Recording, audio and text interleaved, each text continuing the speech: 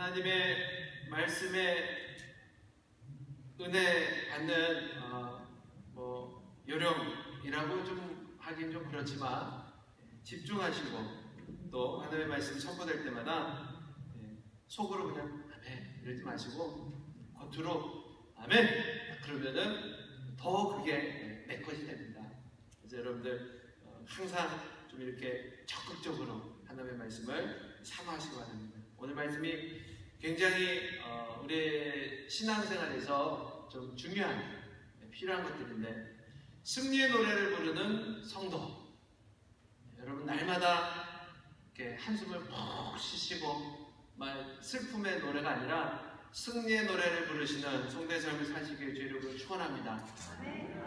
노래를 잘하십니까? 그러면은 저는 노래 잘 못하는데 한 잔 들어가면 잘 나와요. 그런 분들도 몇 번 만났어요. 평상시에는 못하는데 노래방에 가서도 잘한다는 분도 계시고. 근데 우리가 어떤 노래를 부르느냐 여기에 따라서 굉장히 우리의 삶이 달라집니다. 그 노래를 또 이렇게 들으면 보면은 그 나라의 문화도 알 수 있고요, 또 그 나라의 역사도 알 수 있다고 해요. 우리나라의 가락, 여러분 왜 이렇게 슬픈 가락이 많은지 아십니까? 단조들이 우리나라에 참 많아요. 아픈 역사가 그 안에 담겨져 있는 겁니다. 그러고는 우리 옛날 가락들을 보면 이렇게 구수하다고는 하지만 그 안에 한이라는 것이 서려져 있고 우리의 아픔이 그 안에 담겨져 있는 거죠. 그리고 어떤 나라의 음악들은 굉장히 활기차고 그냥 막 이렇게 디스코 풍같이 막 이렇게 그런 노래들이 많은 것도 있고, 그래서 이 노래가 굉장히 중요합니다. 그래서 우리가 평상시에 어떤 노래를 즐겨 부르는가? 이별의 노래를 즐겨 부르는 사람들은 많이 이별해요. 기쁨의 노래를 많이 하는 사람들은 기뻐합니다. 우리의 그 노래가, 이것이 하나님 앞에 드려지는 노래가 찬양이잖아요. 그래서 어떠한 찬양을 부르냐에 따라서 우리의 신앙이 달라집니다. 그래서 그 교회의 분위기도 어떠한 찬양을 부르는가 보면은 알 수가 있대요. 쭉 쳐지는 그런 찬양들을 부르는 교회도 있고, 늘 하나님 앞에 막 올려드리는 그런 찬양을 부르는 교회도 있고, 물론 그 분위기에 따라 이게 조금씩 바뀌어야 되겠지만은, 그래서 우리가 평상시에 어떤 노래를 부를 것이냐. 또 오늘 특별히 우리가 승리의 노래를 부르길 원합니다.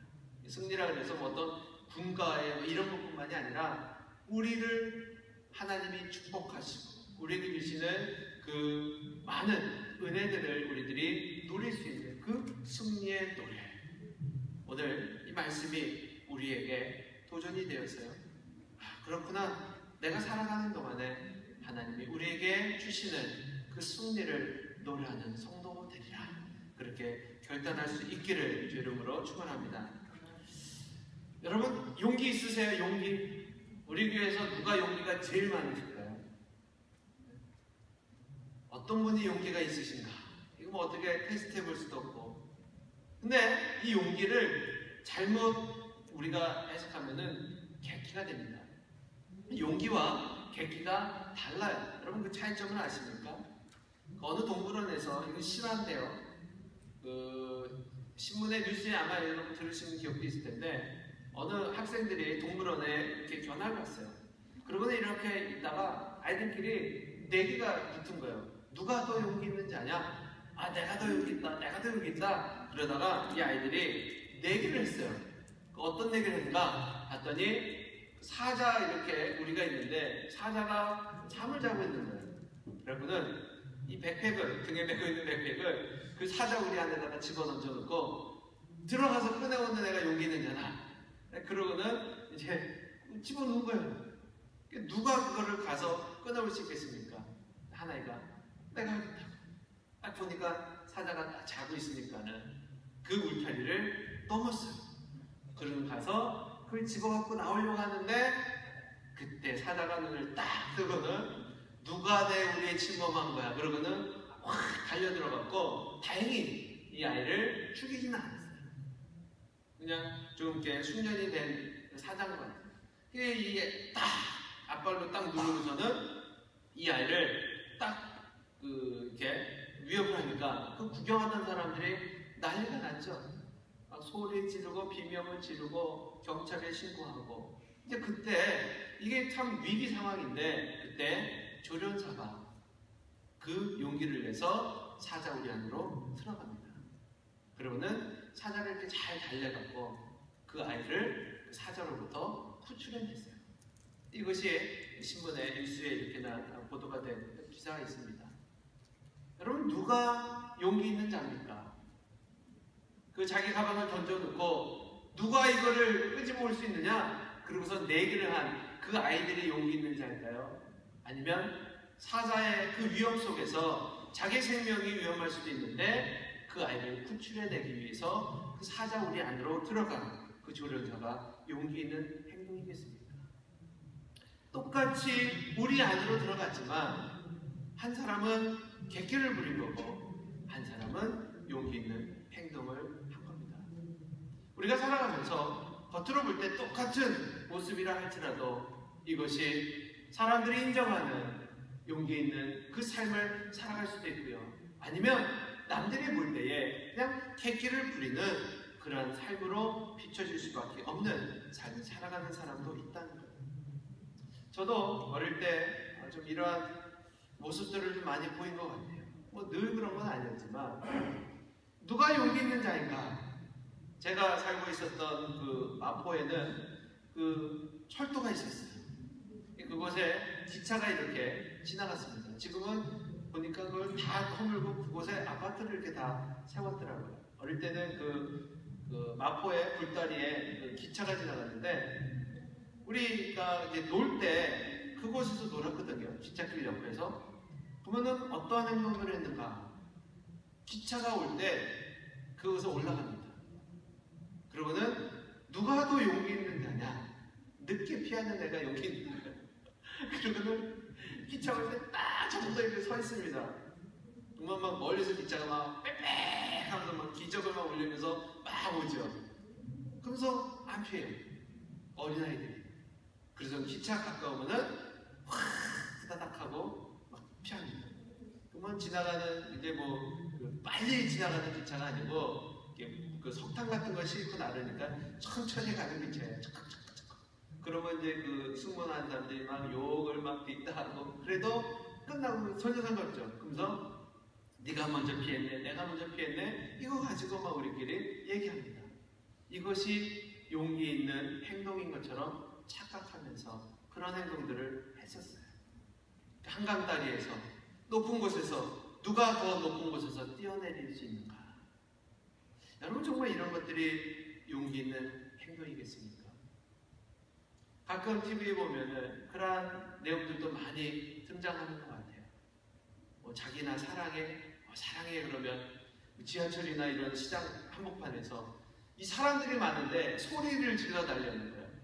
나 누구 사랑해! 그러면서 소리를 질러 달라는 거예요. 여러분, 그런 거 멋있어 보입니까?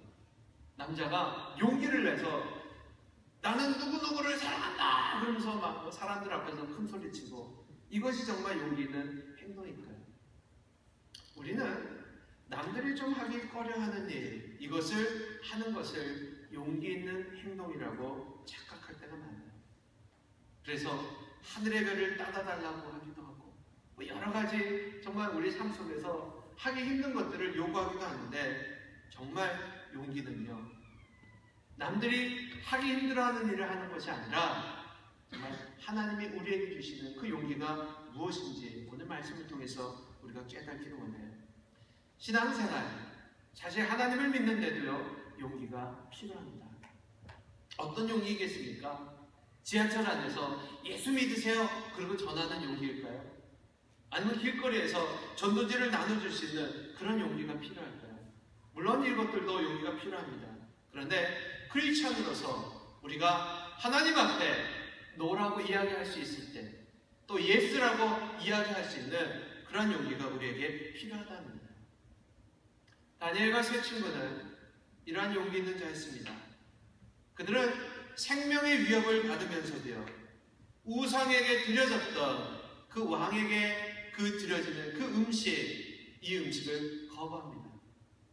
우리는 음식을 먹지 않겠습니다. 자신들의 뜻을 세웠어요. 용기 있는 행동이에요. 내가 생명을 잃어버릴지언정 우상에게 드렸던 음식은 먹지 않겠다 거부할 수 있는 용기가 그들에게 있었다는 거예요.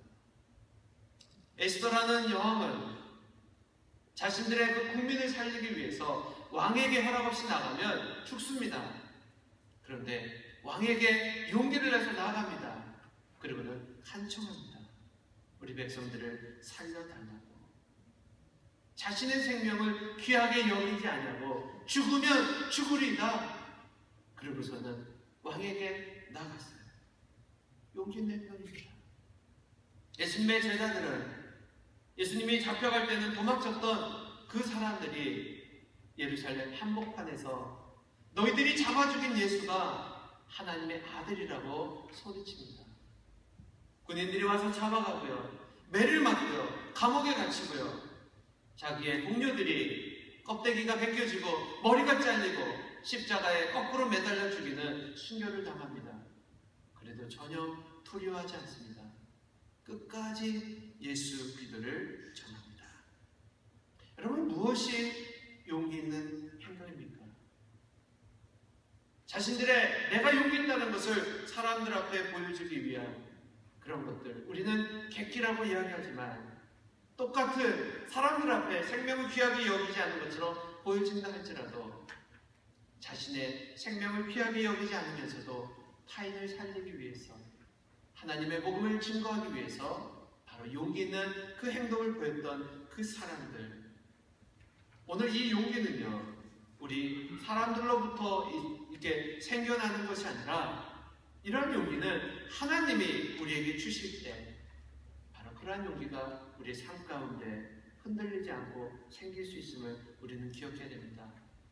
사실 이 용기는요 어떻게 보면은 많은 사람들이 자기가 용기 있게 살아가는 것처럼 비춰질 수도 있어요. 그런데 흔들리는 것은 용기가 아닙니다. 어떤 상황에서 바뀌는 것은 용기가 아니에요. 진짜 용기는 어떤 환경 속에서도 흔들리지 않는 것이어야 됩니다. 예를 들어서 나는 병을 무서워하지 않는다. 어떤 분이 그렇게 이야기를 해요. 나는 병을 무서워하지 않는다. 감기가 걸립니다. 어떤 질병이 찾아옵니다. 두려워하지 않아요. 이겨낼 수 있다. 그런데 마음이 걸렸어요. 말기는 이제 나는 죽었구나. 그러고서는 그 질병을 두려워할 때 이것은 용기가 아니라는 거예요. 내가 병마를 두려워하지 않는다라는 용기는 감기든지 암이든지 그 병명과는 상관없이 어떤 환경 속에서도 흔들리지 않는 바로 그것이 진정한 용기라는 거예요. 작은 것에서는 내가 이겨나갈 수 있지만 큰 어려움이 닥쳤을 때 두려움이 나에게 찾아올 때 그것은 참된 용기가 아니라는 거예요. 매를 맞는 건 내가 이겨나갈 수 있지만 사자굴 속에 던져진다든지 뜨거운 용광로 속에 내가 던져질 때 나에게 찾아오는 두려움이 있다면 이것은 진정한 용기가 아니라는 거예요. 그래서 오늘 우리는 본문을 통해서 진정한 용기가 무엇이며 이 용기를 통하여 우리에게 주시는 그 하나님의 승리가 무엇인지, 우리 성도는 어떤 승리의 노래를 불러야 되는지 우리가 잠깐 생각해 보기 원합니다. 오늘 본문은 다윗이 하나님 앞에 노래한 그 가사를, 그 구절을 이렇게 표현한 겁니다. 본문 말씀 22장 1절부터 보면은 이 다윗이 모든 대적의 손과 사울의 손에서 구원하신 그 날에 이 노래의 말씀으로 여호와께 아뢰요. 그러니까 언제 이 노래를 불렀습니까? 모든 대적의 손과 사울의 손에서 구원한 그때의 이 노래를 부른 거예요. 그러면서 다윗이 뭐라고 이야기합니까? 이 구절은 우리가 노래로 만들어서 지금 부르고 있을 정도로 굉장히 유명한 그런 성구입니다. 우리가 즐겨 부르는 찬양 가운데에 나의 힘이 되신 여호와라는 찬양이 있어요. 그죠? 나의 힘이 되신 여호와여, 내가 주님을 사랑합니다. 그러면서 저 밑에 있는 가사들, 그 가사가 바로 22장 2절, 3절 이 구절을 가지고 만든 거예요. 여호와는 나의 반석이시요 나의 요새시요 나를 건지시는 자시요 나의 피난처시요 나의 피할 자시요 나의 방패시요 구원의 뿌리시니. 이 찬양 우리가 부르잖아요. 이것이 그냥 찬양으로 만드는 가사가 아니라 바로 이 사무엘하 22장에 있는 그 말씀을, 다윗의 승리 노래를 찬양으로 만들어서 우리가 부르는 겁니다. 이것이 언제 부르는 거예요? 다윗이 모든 대적의 손과 사울의 손에서 구원하신 그 날에 이 찬양을 부른 거예요. 우리의 삶 속에서 우리가 언제 이 찬양을 불러야 됩니까? 바로 대적의 손에서, 원수의 손에서 나를 구원하신 그 하나님을 찬양하는, 바로 그 다윗의 노래가 우리의 노래가 되어야 된다는 거예요. 진짜 용기는 어디서부터 옵니까? 여러 원천이 있지만 날 지켜주시는 분이 있으면, 날 도와주시는 분이 있으면 우리는 용기를 낼 수가 있다는 거예요. 우리의 삶 속에서 환난, 고난, 핍박, 실패 이런 것들을 두려워하지 않는 이유가 어디에 있습니까? 나는 이런 거 두려워하지 않아요. 환난이나 고난이나 핍박과 실패가 찾아온다 할지라도. 왜? 하도 당해서 하도 당해서 이제는 웬만한 것은 하나 깜짝 안 해요? 이렇게 이야기하십니까? 아니죠. 하도 당해서가 아니라 나를 지켜주시는 분, 나를 도와주시는 분, 내가 용기를 낼 수 있는 이유는 내 뒤에 하나님이 계시다라는 바로 이것 때문에 다윗이 그렇게 고백할 수 있었다는 거예요. 다윗은 왕으로 부름받았을 적에 그냥 멋있게 레드카펫을 걸어가서 그 궁에 입성한 사람이 아닙니다. 딱 다윗이 왕으로 부름받았을 때부터 다윗은 핍박을 당하기 시작해요. 사울로부터 죽을 고비를 계속해서 넘깁니다.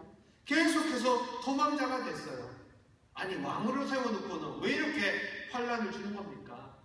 그런데 다윗은 도망다니면서 사울의 손에서 계속해서 죽을 고비를 넘기면서도 하나님 앞에 그렇게 고백합니다. 시편의 많은 그러한 그 노래가 다윗의 노래예요.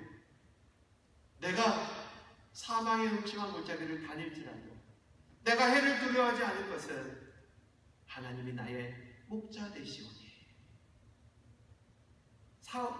다윗은 끊임없이 자신이 하나님의 보호 속에 살고 있음을 고백하는 겁니다. 여러분, 백 있으십니까? 제일 큰 백이 뭐 있습니까? 혹시 박근혜 대통령 백 있으신 분 있습니까? 없으세요? 여러분, 세상 사람들도요, 백 있는 사람들의 위세가 얼마나 대단한지 아십니까? 왜 대통령은 가만히 있는데 끊임없이 그 주변의 사람들의 비리가 터지는지 아십니까? 대통령이 권세가 있어서 그래요. 대통령 주변에는 늘 나쁜 사람만 있는 게 아니라 대통령은 가만히 있는데 주변의 사람들이 줄대기를 하는 바람에, 그래서 대통령의 친구, 가족, 심지어는 사위, 장인, 뭐 주변에 있는 사람들한테 줄을 쓰는 거야. 왜? 대통령한테 가서 말 좀 해야 된다고. 그 대통령 스스로가 만들어낸 비리는 아니지만 주변에 있는 사람들이 그 힘을 알기 때문에 그렇게 줄대기를 하는 거예요. 여러분, 우리 믿는 자들에게도 백이 있습니다. 하나님이 약속하셨어요.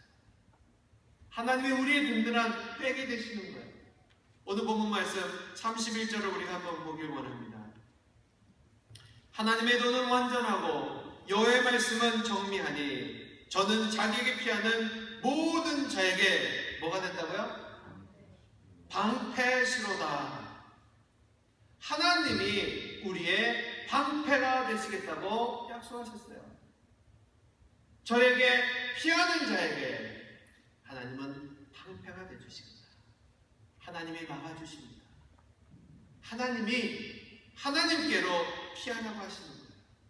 그래서 우리는 환난과 고난과 핍박 속에 우리가 뭔가를 해결하려고 하기보다는 세상을 의지하기보다는, 자신을 믿고 의지하기보다는 하나님께로, 주님께로 피하는 것. 바로 이것이 우리에게 백이 되고 힘이 되는 거예요. 여러분, 성춘향 혹시 아십니까? 성춘향, 이몽룡. 그들이 몇 살 때 만났는지 아세요? 그 이야기 속에 16 동갑이었습니다. 그 둘은. 어느 날 둘이 서로 사랑을 하면서 깜깜한 아침에 둘이 만났어요. 이몽룡이 그 성춘향의 손을 탁 잡습니다. 그랬더니 춘향이가 도련님 창피해요. 그러고는 이야기를 하는 거예요. 이 도령이 용기를 내서 괜찮아. 그러고서는 또 손을 탁 잡습니다. 그랬더니 또 춘향이가 도련님 창피해요. 그러고는 또 얘기하는 거예요. 괜찮다니까. 그러고서는 손을 또 꽉 잡는데 어디에서 날라왔는지 창이 이몽룡한테 딱 꽂혔어요. 그러니까 춘향이가 이야기하는 거예요. 커봐요 도련님, 창피하라고 그랬잖아요. 네? 도련님 창피해요, 도련님 창피해요 했는데 이 몽룡이가 이 춘향이 말을 안 듣고 괜찮아 괜찮아 그러다가 죽었다는 뭐 말도 안 되는 이야기를 누가 이렇게 만들어냈는데, 이 말은요 말귀를 못 알아듣는 사람한테 만들어낸 그냥 용어입니다. 그런데 우리가 살아가면서 하나님의 말씀 앞에 우리가 정말 하나님이 왜 이 말씀을 우리에게 주셨는지 말귀를 못 알아듣는 사람들이 너무 많은 것 같아요. 여러분, 하나님의 말씀을 우리에게 왜 주셨습니까? 공부하라고? 어떤 분은 이 말씀을 열심히 공부해서요 학위가 굉장히 높은 사람들이 많아요. 박사학위를 몇 개씩 가지고 있는 것을 자랑하는 사람도 있어요. 어떤 사람은 성경을 내가 태어나서 지금까지 몇 번을 읽었다, 이걸 자랑하는 사람도 있어요. 귀하죠? 성경을 몇 번 읽는 거 얼마나 귀합니까?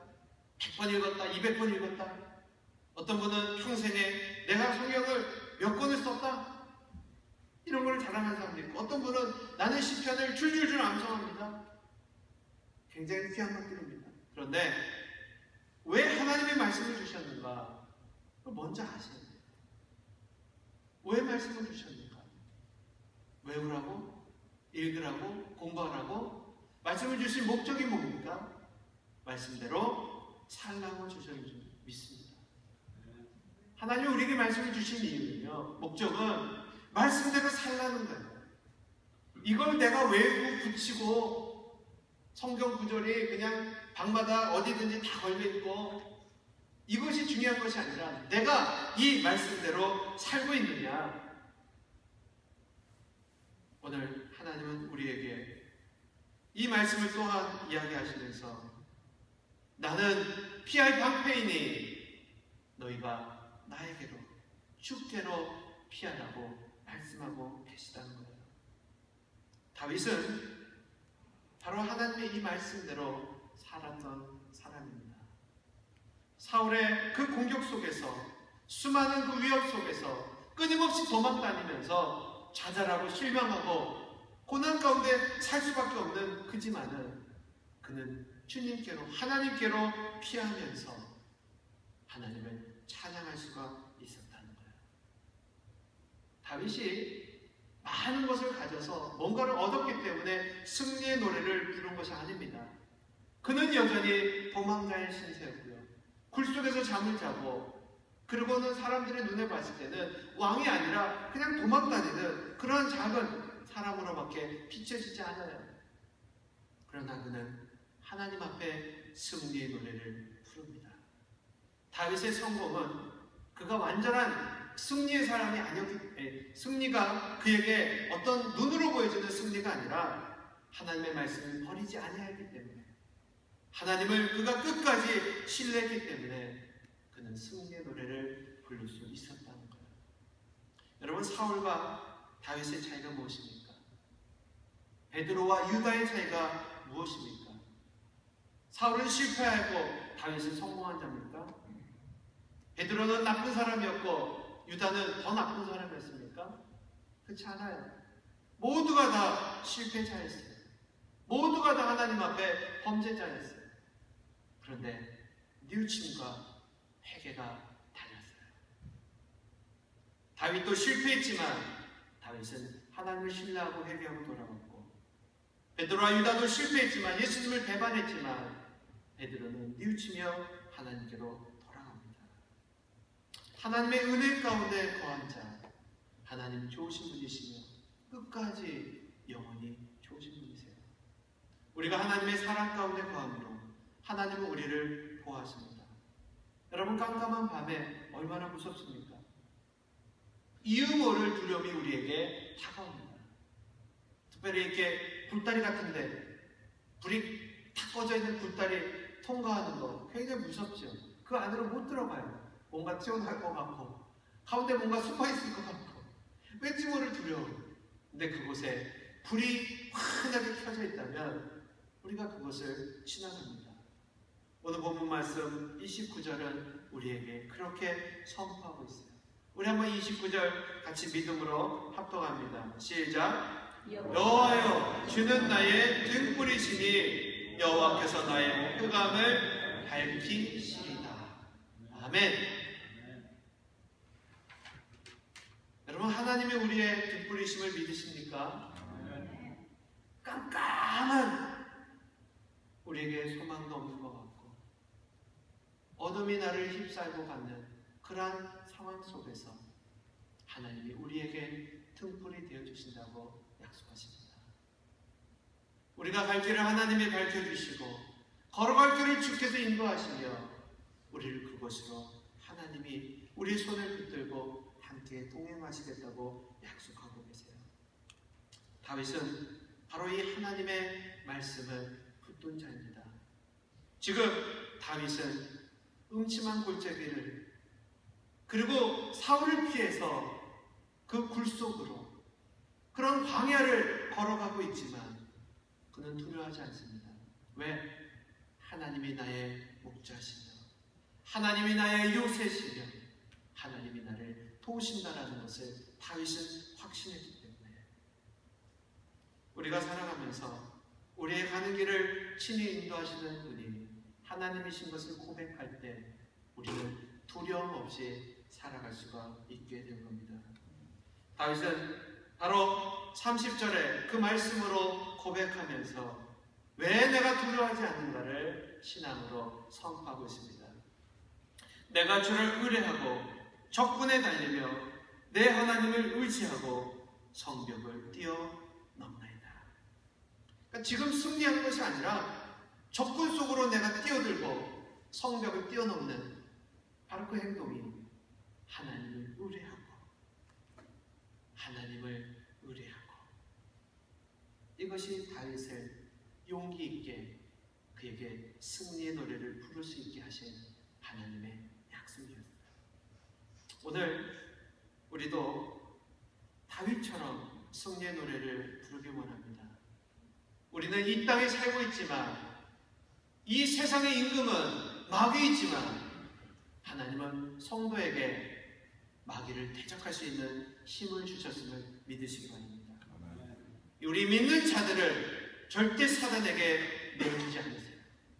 음부의 권세가 교회를 이기지 못하는 바로 하나님의 약속을 교회에게 주셨어요.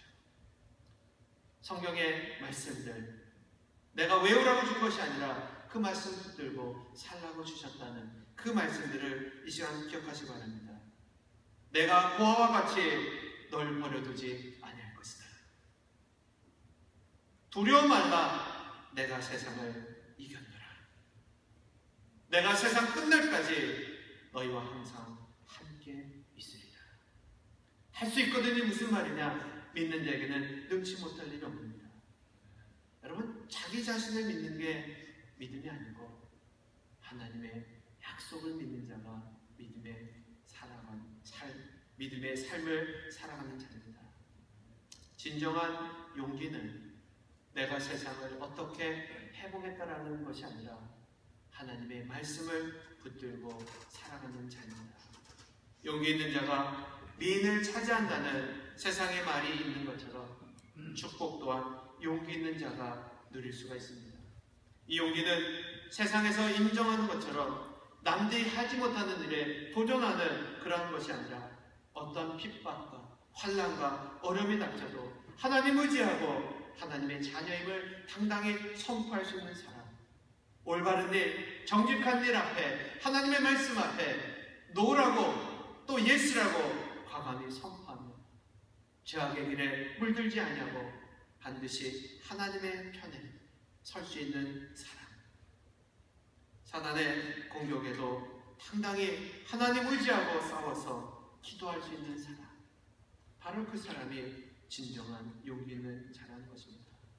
오늘 다윗의 인생에서 노래한 이 승리의 노래가 우리의 삶의 노래가 되어서 여러분 살아가시면서 힘들고 어렵고 또 내가 원치 않는 그러한 슬퍼한 일들이 우리의 삶 가운데 다가올 때 좌절하거나 실망하지 마시고 주님의 말씀, 약속의 말씀 붙드시고 오늘도 내가 하나님께로 피하여서 주님이 나의 피할 방패시오, 그는 나의 요새시오, 그는 나의 구원자 되신다라는 그 승리의 노래를 우리가 부를 수 있는 저 여러분 되시기를 주의 이름으로 축원합니다. 기도하시겠습니다.